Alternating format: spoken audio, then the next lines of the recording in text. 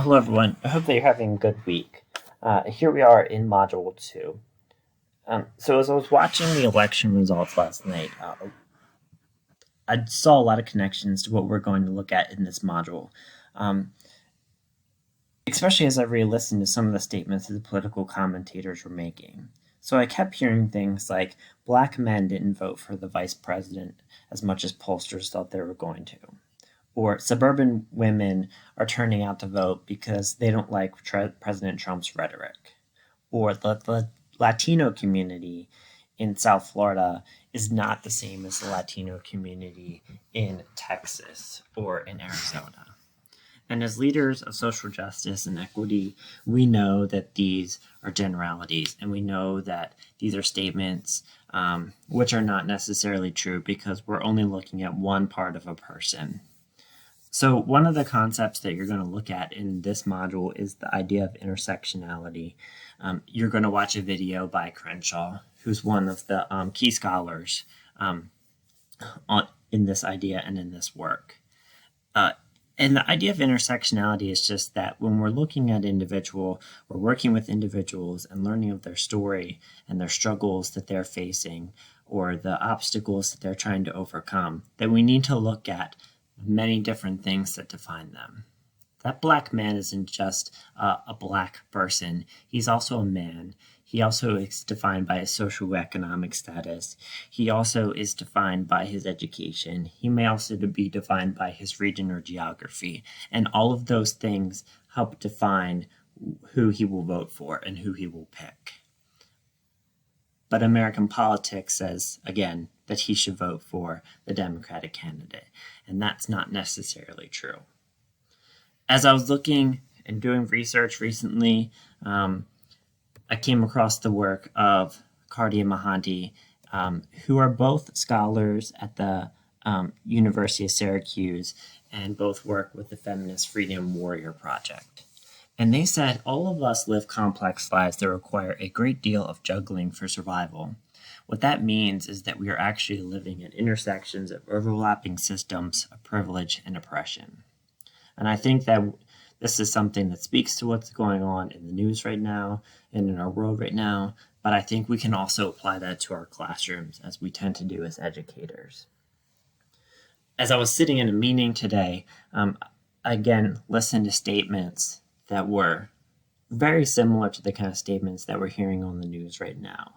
As we were talking about who was doing well with virtual learning versus who was struggling, we heard things like our AP kids, our advanced placement kids are doing okay, but it's our kids who would normally struggle who are struggling with virtual learning.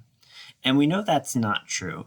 We know that some of our advanced placement kids are struggling just as much as our students who are normally on our academic radar. In some cases, it's the reverse, that some of the kids who would normally struggle in a traditional classroom are thriving in virtual learning. But we also know that we do this even in normal education settings. We say things like the kids in our lower level classes don't have the same academic support at home as the kids in our honors level classes. We know that's not true. We're painting things with broad brushes. So what does that mean for our classrooms, and what does that mean for our work in social justice? It means that we need to start to look at what are the different things that our kids bring to our classrooms and where do their identities overlap. And we can't just define a kid based on one thing and based on one category. And this idea probably isn't new to many of you, but it's important for us to look at. In your personal narratives, you wrote about what are the things that brought you to the work of social justice. And one of the discussion modules in this week's discussion forum is about what are your different intersections? What are the different things that define you, and how do they define you? So as we talk about this, and again, we talk about how does this affect our school, I think this also really relates to our Building Equity chapter, which is going to talk about several important things, but one of it's going to talk about how are we supporting our kids in our schools? So what are we doing in our schools, or what should we be doing in our schools? We've talked about this for a long time, that we need to be building relationships with our students. But not just our students. We also need to be focusing on relationships with their parents and building authentic relationships with our colleagues and our school leaders. And understanding where different people are coming from, what are the different lenses they bring, and what are the different obstacles that they've had to overcome, and how do they affect them as they're sitting there and working with us. Those relationships are hard to build sometimes in the virtual setting. But there are definitely ways that we can do that, and there's ways that many of you are already doing that. We're doing much better about using trauma-informed instruction and understanding things like ACEs or adverse childhood experiences and how that affects a student, not just immediately, but long-term. And how do we respond to trauma when it's direct or in the past, and how do we support those students as they try to learn? We're focusing on social emotional learning and knowing that our academic standards need to include social emotional objectives as well. That gives a greater context to our objectives, but it also helps to prepare our students for what's next. We're also trying to adopt discipline systems that focus on restorative practices. That discipline is designed to correct behavior. It's not just designed to punish behavior, but also looking deeply on what is the correct behavior and who defines that behavior as correct or incorrect. And another thing that I've noticed to kind of focus on recently is self-care, and self-care of our students, encouraging them to take care of themselves, encouraging them to also take care of their families. But equally as important is trying to practice some self-care for our staff members as well. So think about those things as we're getting into our modules and focusing on what we're doing. Hopefully that gives you a little bit of context for our discussion forums and for guiding your reading and your thinking.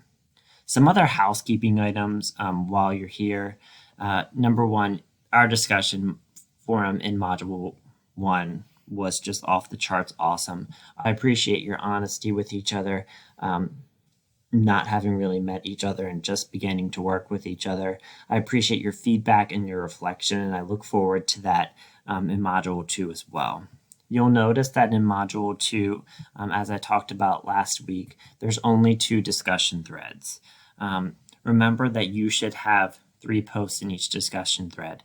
One is your original post.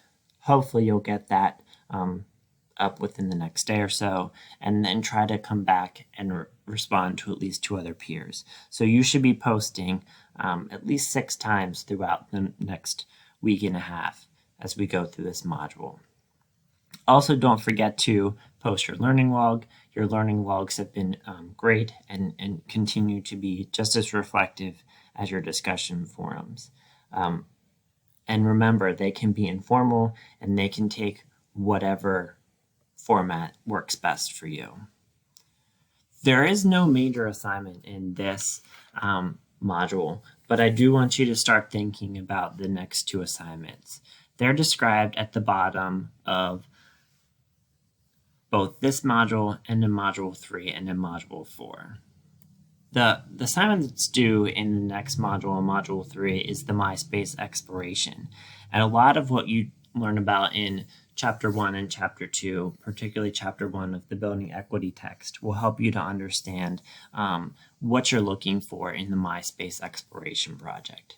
What we're looking for is for you to basically create a photo essay of your learning space, whether it's your classroom, your school, your community, or all levels. And how is culture represented in those places? And how is culture supported? Or what are some barriers?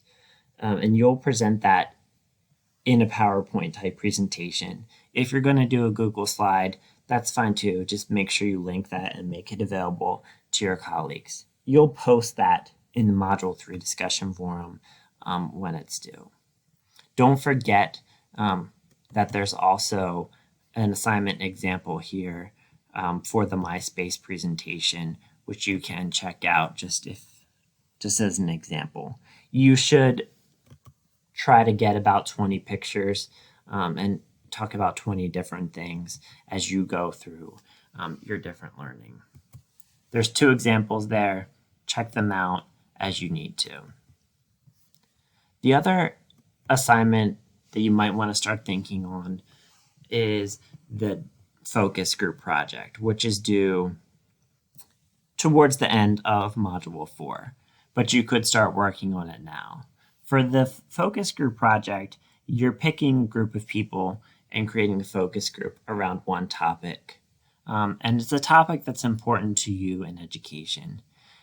You're setting up an interview, setting up interview questions, gaining feedback from different stakeholders. And those stakeholders should be people who are different from you.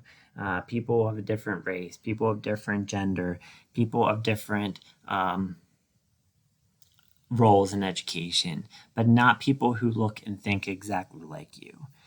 You're gathering their feedback, and then you'll be doing a presentation or creating a presentation, not really sharing it, and writing a paper for that as well. For Module 2, start to think about who you'll interview. I would try to interview at least 5 people. Start to think about your questions and your theme of your questions. And then in Module 3, you'll write a brief plan. The brief plan should have an essay describing your topic and then outline how you're going to collect your data and what are some of the questions. You'll post that in the Module 3 discussion forum. You can certainly start working on both of these things right now. And if you have any questions, feel free to reach out about them now as well. There is an example of the presentation part of this assignment, the focus group project, but there isn't an example of the written part of the assignment. So ask questions as you need. I will do my best to try to get your personal narratives graded by the weekend. The ones I've read so far are great, and I appreciate the efforts that you put into them. As always, if you have questions, reach out. I'll be posting about another optional discussion next week. And please remember to take time to take care of yourself. Have a good week, everyone.